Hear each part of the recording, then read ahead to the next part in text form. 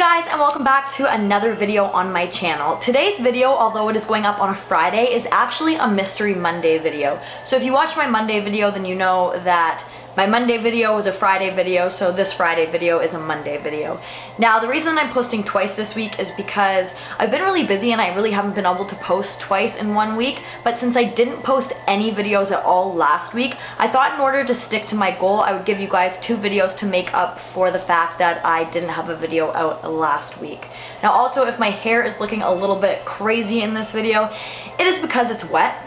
And I know most of you don't care, but I can see it in the viewfinder and it's kind of giving me, I know it looks crazy, but this was the only time that I had to film this video, so I figured whatever, this video is not about my appearance, so forget about my hair.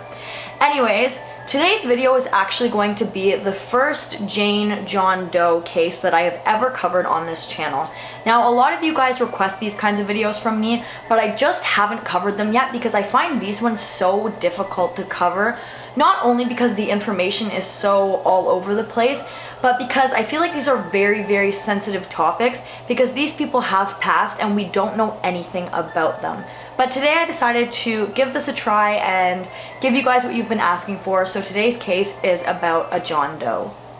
On April 13th, 1977, Charlie and Mavis McLeod were renovating their farmhouse, which was located just outside of Tofield, Alberta.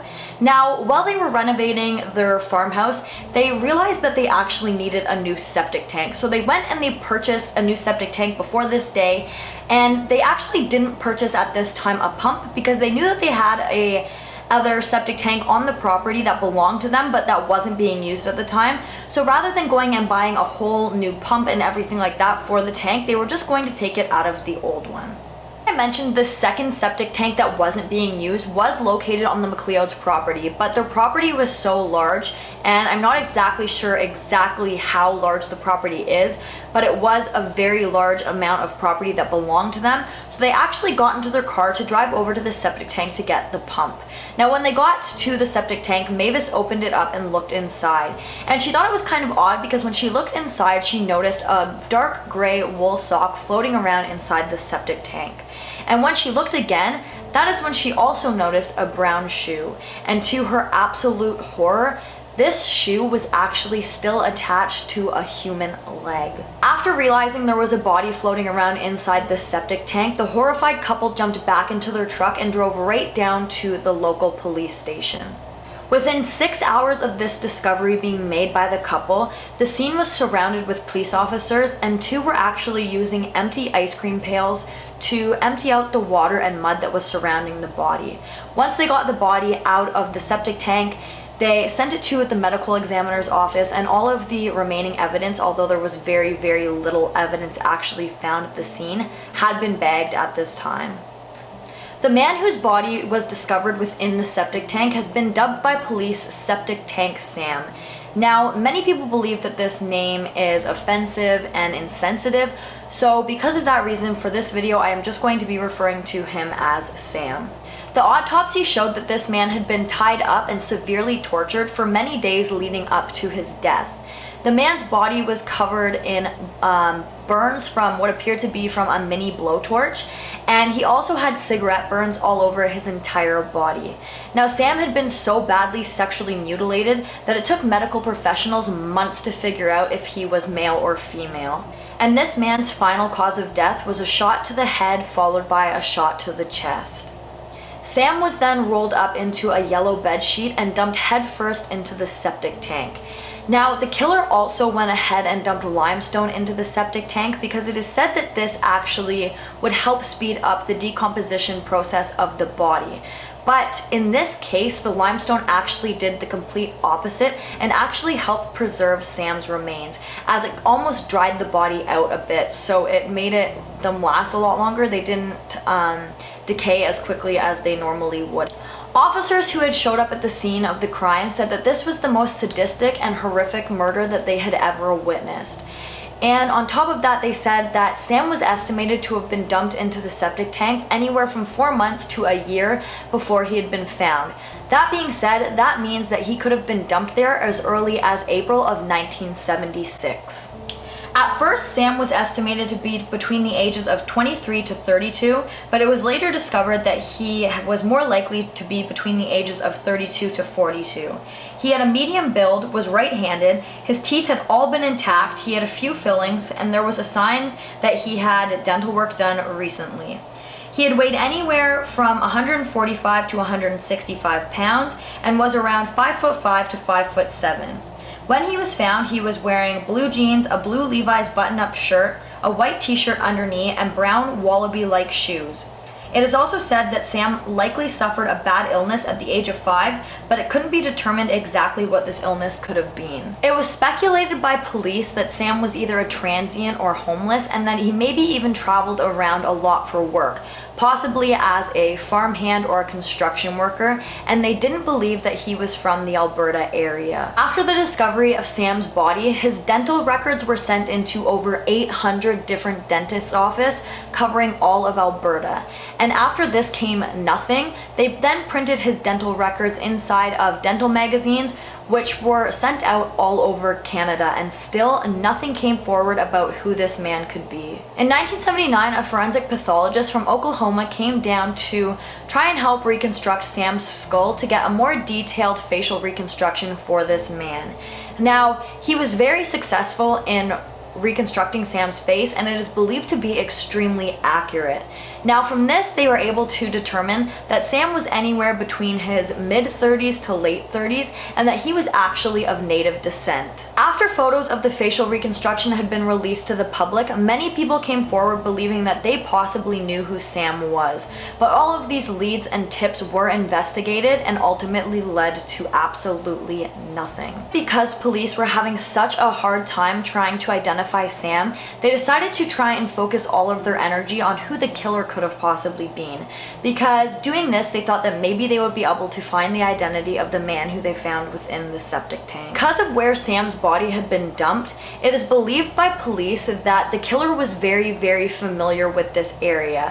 Whether he grew up there, he was living there at this time, or this killer had family living in that area, he was very, very familiar with this space, because where the body was dumped was not somewhere that was passed on the road every day. It was an area that the people who lived in that area would have known, but nobody just passing through would have known that it was even there. The possibility that the killer could have been from the Tofield area absolutely horrified the residents who lived there. The Tofield area is very small even today, and the population is also quite small, meaning that if the killer was from the Tofield area, it is likely that the people who lived there had some kind of personal conversation. They must have met this person in crossing, and some people in the town would have even been personally close to the killer, possibly. Police also stated that if the McLeods decided to go out and buy a new septic tank pump and they didn't check that septic tank on the day that they had, it is likely that the body of this man would have never been discovered even today. When the investigation had just started out, police thought that it was possible that maybe Sam had been tortured within the surrounding areas of where his body was discovered. Not on the McLeod's farm, but somewhere around that area where it would have been quite easy for them to have dumped the body into the septic tank. But after really closely investigating the land where the body had been discovered, it was determined that Sam had actually been tortured elsewhere, murdered, and then somehow transported and dumped within the septic tank. In 1983, since police had been having such a hard time with this case, they decided to release very sensitive information to the public, hoping that this would bring in some kind of answer or some kind of leads that would lead them anywhere in this case.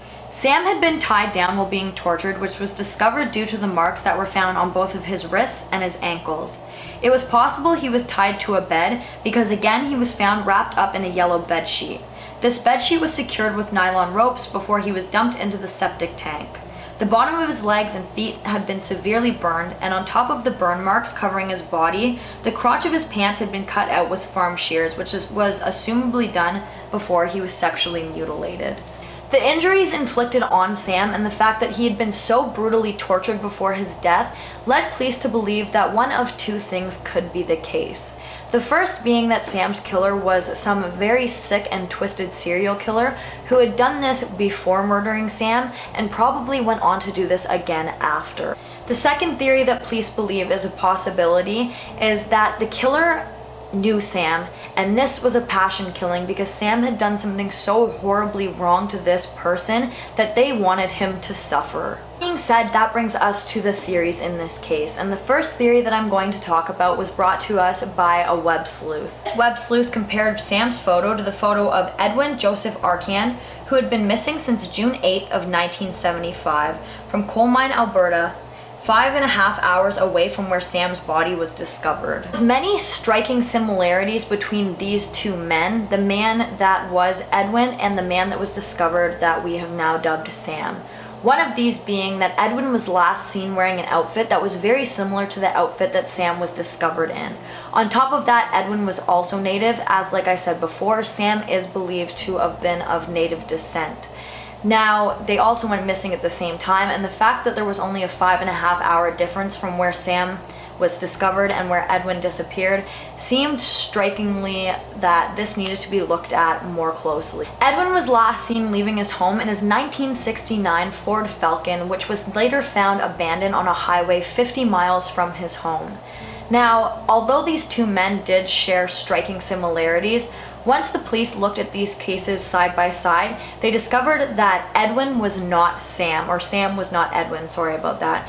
Because, like I said before, Sam had a lot of dental work done and his teeth were immaculate, whereas Edwin was actually missing 6 teeth. Since that case was brought to light and brought to the attention of investigators and police who worked this case by a web sleuth, many other web sleuths have come forward to investigators on this case to show them similarities in other missing persons cases that could possibly be related to that of Sam.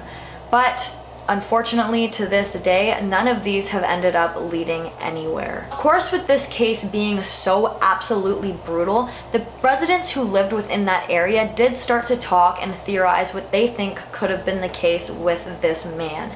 That being said, many people believe that this man could have been murdered because he had a drug or gambling debt, where other people have speculated that maybe this was done to him by an angry wife who had found him cheating, which would explain the genital mutilation. But the biggest theory in this case is that the man who was discovered in the septic tank was a pedophile, and that his murder was not committed by one person, but was committed by a group of people whose children he had been abusing. And his genitals were removed to ensure that he would never do this to another child ever again. This theory would have given an answer as to why nobody has come forward to claim Sam. Maybe he wasn't from the area, but he was passing through, and people must have met him. So the fact that nobody has come forward saying that they've seen him working, he was working on their farm, he was doing construction for them, they seen him walking through the town is very, very odd. And people also say that a lot of the people in the town are really hush-hush about this case. They don't want to talk about it, they don't want anything to do with it, they don't want to know, and they think that this is possibly why. But again, all of these are just theories. We don't know who Sam was. We can't say that he is a pedophile. We can't put all of these bad things onto him, where he could have been a very good person who was just in the wrong place at the wrong time. I really hope that with new technology and all of that kind of stuff, that all of these people who have gone missing and never been found, or the bodies of people who have been found who have never been identified, can be identified very soon, because I think that everybody deserves to know when a loved one has passed away, and everybody deserves to have their name on their grave.